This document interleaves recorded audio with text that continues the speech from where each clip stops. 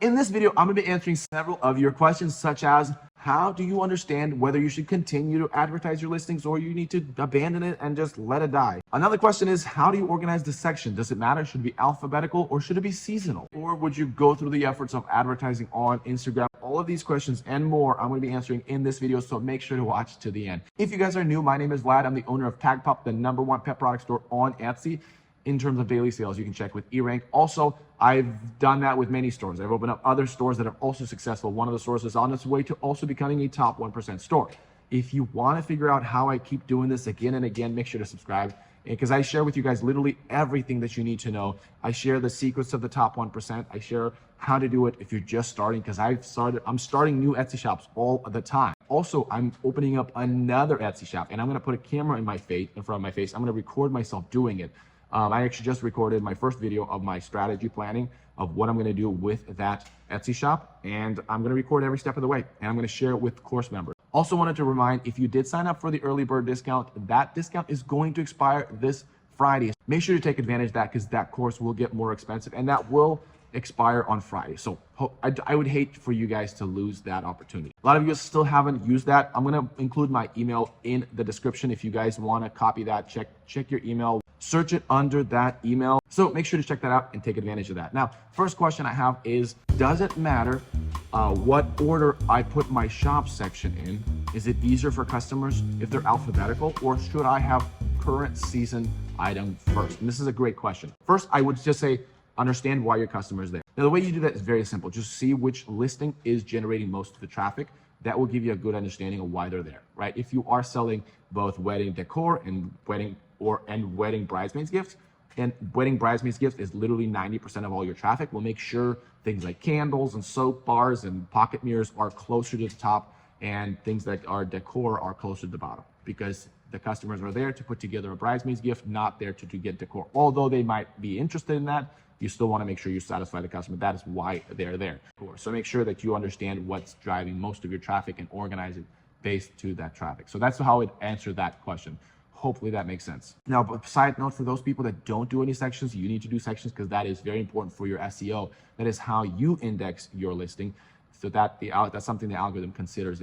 If you indexed it like that, then the algorithm will index it similarly. It's a great way to do your little bit of SEO. All right, the next one starts off with a thank you, which I appreciate. Again, I appreciate you guys when you guys are being nice on the comments. I appreciate when you guys are thanking me. I do not take that for granted. I'm really, truly honored when I hear these. But first of all, thank you so much for all your videos. My question is, when to stop Etsy ads? In your videos, you mentioned a couple of strategies, but just to make it more clear, how to analyze ads, any algorithm you recommend, and how to understand if the ad campaign is successful or not. Sometimes engagement is great, sales are great, but return on investment is less than 1. How do I analyze all and create winning strategies? Thank you. So this is a great question, and I actually been thinking more about this, and this is the next set of videos that I'm going to add to my course.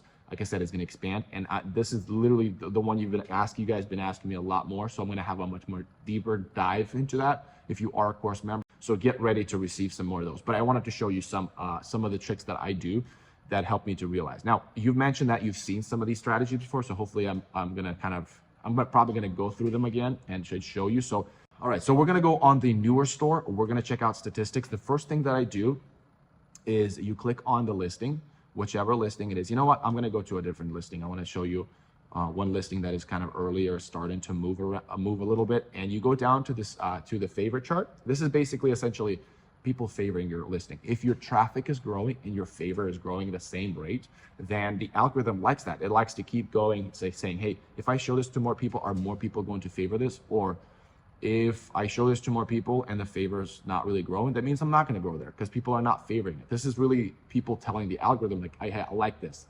more of this, please. So you want to look at this chart. This is a very valuable chart. So when this product is starting to grow, this product is starting to move momentum. If it was continuing like this, I would not even consider that. I would not even worry about that. So I decided to put this to advertise. And in fact, I just recently started advertising because I saw this. Now let me show you a different one. For example, this one right here. the banner signs, it's flat, right? It's flat. So now the question is, okay, it's going to maintain flat. The only thing that could happen is it might start going up at some point, or it might start going down at some point, and we'll need to make a decision later. But let's take a look at these two. Alrighty, there we go. Yeah, let's take a look at these two charts. By the way, this is the kind of stuff you're going to get on my YouTube channel. So make sure to subscribe if this kind of stuff interests you. So I just started to advertise this because I saw that spike. With this one, I like this. I'm actually making money, so I'm going to keep this going. This one, obviously, I just started because July 4th, and I'm going to sell some custom flags. This is going to be great.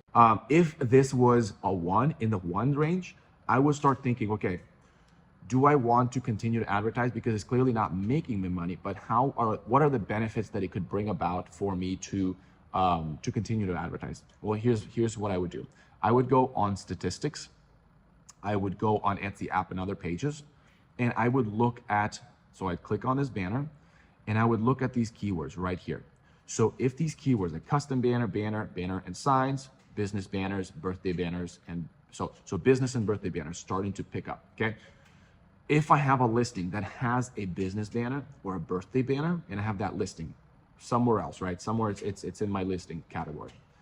When this listing is picking up traffic, though the return on investment is like 1, then I would just keep it because other listings are going to benefit from this traffic. Other listings that I posted, because this is clearly something that the algorithm is ranking me for. So in the benefit of other listings, I would keep this on. Now, if I have these keywords and I don't have any listings, or nor do I have any interest to pursue these keywords, then I would just turn it off and let that organically grow. So you want to make sure, now, the strategy is to grow your Etsy business is you actually look at these keywords and you actually place or create listings to target these products. Because here's the thing, if your traffic is growing, and I actually might make a separate video about this, but if your traffic is growing and they're favoring, that the favorite to visit traffic is happening, you're asking yourself, what keywords are they searching and when do they favor? This is when they're favoring. This is when they're favoring when typing custom banners, when they're typing birthday banners, business banners, they're favoring it. They're like, oh snap, I'm gonna make more listings that they're favoring. I wanna provide more value to these customers. Again, I talk about understanding your customer and providing value to this customer. This is the way to do it. So if you are gonna click on that webinar, I'm gonna talk about understanding your customer. This is how you realize it. And I talk a lot about in my course on how to do these little moments to understand your customer. So this is it. So once you realize, okay, they're favoring it when they're searching these keywords, I'm going to add more listings to satisfy that. And with more listings, I'm going to keep this one on because though it's not bringing me money, but it's going to bring more traffic to those listings that will also rank. Now, here's the thing. When you are looking at the favor chart, here, let's actually go back. Let's go on statistics. When you are looking at the favor chart, what oftentimes happens is you might have a whole year of it flat, and then during a certain point of the year, it starts to go up because the interest for that stuff goes up. Now, with table runners, it's the vendor shows and all that stuff. They are happening, and that's why it's starting to give us some more movement, because it's this time of the year. People are selling their soap bars and going to vendors and selling their handmade goods because the sun is out. And so people are more interested, and this is when I would like, oh, that's right, and I'm going to advertise, right? I might turn it off when I'm getting this flat, because it's not bringing me any money and I don't want to really grow into the banner signs, or maybe there's not enough variation in the banner signs or the banners. That could be another reason why you don't want to go into those keywords. And so if it's flat, then I'm just not going to advertise, let it do its thing. And when I start to see these pop up, boom, advertisement again. So that's a really quick way how I analyze and run the ads. So hopefully that makes sense. And again, I would really, really recommend you guys check out this, because this is where most of your traffic is. This is good for every shop. This is what the algorithm thinks that you should advertise, and it's also considering the visit to favor ratio. All right, the next question is, would you go through the effort of advertising on Instagram? I understand people go to Instagram with ideas of purchasing, so you should prioritize ads on Etsy, but sometimes I feel like people don't know what they want, so if they see an advert on social media, it could plant a seed. Now, what this question is like, okay, on Etsy, they're going on Etsy because they kind of know what they want, and so the conversion rate is going to be much higher, and it's like, because they buy what they see, what they want, and there's that. And but what if they don't know what they want and you put it in front of their faces and it might get them excited to buy it? First, I would say is you should mostly try to sell products that customers are looking for. Customers are searching into search. Now that should be your focus, right? Because the amount of leverage, the amount of traffic or power, harnessing the power of Etsy is massive. And if you can supply the customer what they're looking for, you're going to be so much more happier. If you're not doing that, then yes, you can go on Instagram and hopefully you can drive the traffic, but you're going to continue to struggle because you're not ranking on an algorithm base, because you're not providing products people are looking for. So you have to be careful. And usually I hear these kind of questions from people that are struggling with traffic.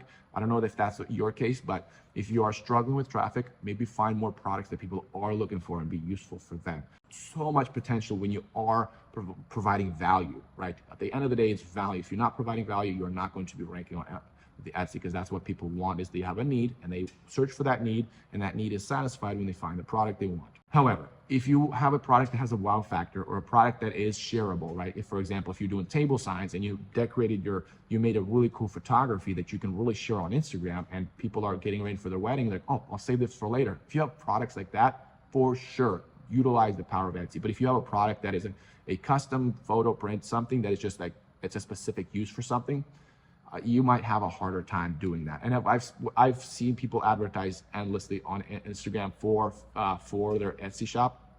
I've done that myself, and I just haven't really heard people have true success stories on Instagram unless they have a wow factor product. Another reason is that you get to keep the customers that come to Etsy.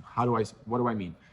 With customers that bought your product, they favored your product, the algorithm has now recognized who these customers are, and if lookalike customers will come to Etsy, your product will rank for them, because now you've acquired that data, that information. So in a way, you're holding onto that customer, not those customers that bought before, which they're also there, they favored it. And if you have any discount, they will notify them like, hey, there's a discount happening at the store, and they might come back if you have other products to offer.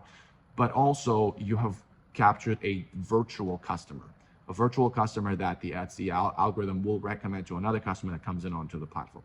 Hopefully that makes sense. But on Instagram, the moment you stop advertising, your traffic runs out. It's done.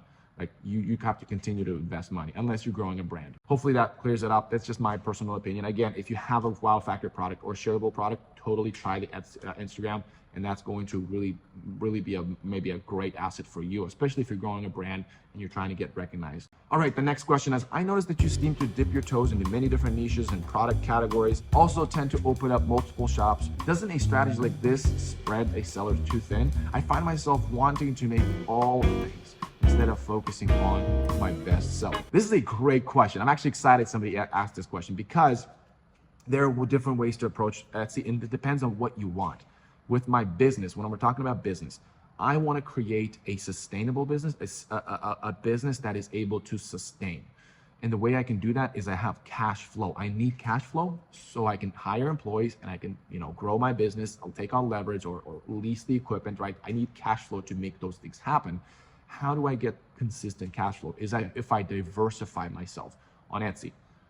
I had listings that generated over $1,000 in sales, one listing, that now generate maybe 3 or 4 sales per day. Well, more like 5.